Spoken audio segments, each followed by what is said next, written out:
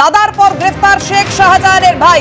CBI এর হাতে গ্রেফতার শেখ আলমগীর সহ 3। আপনারা জানেন শেখ আলমগীরকে সকাল 11টা থেকে জিজ্ঞাসাবাদ করা শুরু করে সিবিআই শেখ আলমগীর সহ 3 জনকে গ্রেফতার করলো। ইডির ওপর হামলার ঘটনায় 5ই জানুয়ারি যে ইডির ওপর হামলার ঘটনা ঘটেছিল, শেখ আলমগীর সহ 3 জন ধৃত হয়েছিল। 5ই জানুয়ারি হামলার ঘটনায় ধৃতের সংখ্যা বেড়ে দাঁড়ালো 7। আপনারা জানেন কিছুদিন আগে দীর্ঘ টালবাহানার পর শেখ শাহজাহানকে হাতে পায় সিবিআই। এবার ইডির ওপর হামলার ঘটনায় শেখ আলমগীরকে গ্রেফতার করলো সিবিআই। কথা বলবো, আমাদের সঙ্গে রয়েছেন আমাদের প্রতিনিধি আবির দত্ত। আবির, বিশদে জানাও, 11টা থেকে জিজ্ঞাসাবাদের পর এখন গ্রেফতার। দেখো, একেবারেই শেখ শাহজাহানের পর এবার শেখ শাহজাহানের ভাই শেখ আলমগীরকে গ্রেপ্তার করলো সিবিআই। এবং শেখ শাহজাহানের ভাই শেখ আলমগীরই শুধু নয়, আরও 3 জনকে, আজকে যারা এসেছিল 4 জন, তাদের মধ্যে আরও 3 জনকে গ্রেপ্তার করা হয়েছে, এমনটাই জানা যাচ্ছে সিবিআই সূত্র থেকে। এই শেখ আলমগীরের সঙ্গে পালিয়ে যাওয়ার পর থেকে শেখ শাহজাহানের যোগাযোগ ছিল, অনুমান ছিল তদন্তকারীদের। এবং আজকে যখন জিজ্ঞাসাবাদে আলমগীরকে আসতে বলা হয়, আজকে দ্বিতীয়বারের জন্য তাকে নোটিশ করা হয়েছিল। তিনি তদন্তে সহযোগিতা করছেন না, এমনটাই মনে করেছেন সিবিআই এর আধিকারিকেরা। এবং দীর্ঘ জিজ্ঞাসাবাদের পর শেখ আলমগীরকে ইতিমধ্যে গ্রেপ্তার করা হয়েছে সিবিআই এর তরফ থেকে, এমনটাই জানা যাচ্ছে সিবিআই সূত্রে। এবং প্রসঙ্গত তোমায় জানাই যে এর আগে আমরা দেখেছি যে যখন সিআইডির হাত থেকে কলকাতা হাইকোর্টের নির্দেশের পর সিবিআই শেখ শাহজাহানকে হাতে পায়, তার পরবর্তীকালে জিয়াউদ্দিন মোল্লা সহ দেদার বক্স মোল্লা সহ মোট 3 জনকে গ্রেপ্তার করা হয়েছিল দীর্ঘ জিজ্ঞাসাবাদের পর। এরপরও বেশ কয়েকজনকে জিজ্ঞাসাবাদ করা হয়েছে গত 2 থেকে 3 দিন ধরে।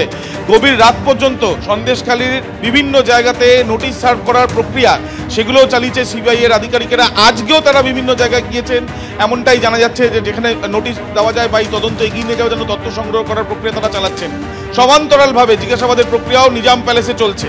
এবং প্রবীর দেখে বলবো দেখানোর জন্য যে আজকে এই নিজাম প্যালেসে সকালবেলা আমরা যে ছবিটা দেখতে পেয়েছিলাম, যে শেখ আলমগীর সে নিজে যখন এখানে এসে পৌঁছানোর পর তারপরে সে কিন্তু জানিয়েছিল ক্যামেরার সামনে যে তাকে তদন্তে সে সম্পূর্ণ সহযোগিতা করবে। এবং তার পরবর্তীকালে সিবিআই সূত্রে আমরা যারা জানতে পারছি যে জিজ্ঞাসাবাদে সে সহযোগিতা করেনি, এমনটাই সিবিআই আধিকারিকরা মনে করছেন। দ্বিতীয়ত, এই যে ঘটনা ঘটেছে ইডির ওপরে হামলার ঘটনা, সেই ঘটনাতে যাদের যোগ রয়েছে সেই তাদেরকে জিজ্ঞাসাবাদ করে জানতে চাইবো যে কিভাবে যোগ ছিল, কিভাবে শেখ আলমগীর যুক্ত ছিল এই ঘটনার সঙ্গে। কারণ তুমি এবং আমাদের অন্যান্য প্রতিনিধিরা যখনই শেখ আলমগীরকে প্রশ্ন করেছে তখন বারবারই সে এক কথা বলেছে, আমি কিছু জানি না, আমার ভাই এই ঘটনার সঙ্গে অর্থাৎ শেখ শাহজাহান এই ঘটনার সঙ্গে জড়িত নয়। কি এমন তথ্য প্রমাণ, মানে কি তথ্য প্রমাণ সিবিআই এর হাতে এলো যে ঘটনায়, যে তথ্য প্রমাণের ভিত্তিতে গ্রেফতার করলো শেখ আলমগীরকে সিবিআই? দেখো, ইলেকট্রনিক্স এভিডেন্স প্রথম এসেছে সিসিটিভি ক্যামেরা বা বেশ কিছু ভিডিও ক্যামেরা। সেখান থেকে সিসিটিভি ক্যামেরা সেই মুহূর্তে সেখানে উপস্থিত না থাকলেও আরও বিভিন্ন জায়গার সিসিটিভি ক্যামেরার ফুটেজ সিবিআই সংগ্রহ করার প্রক্রিয়ার মধ্যে রয়েছে।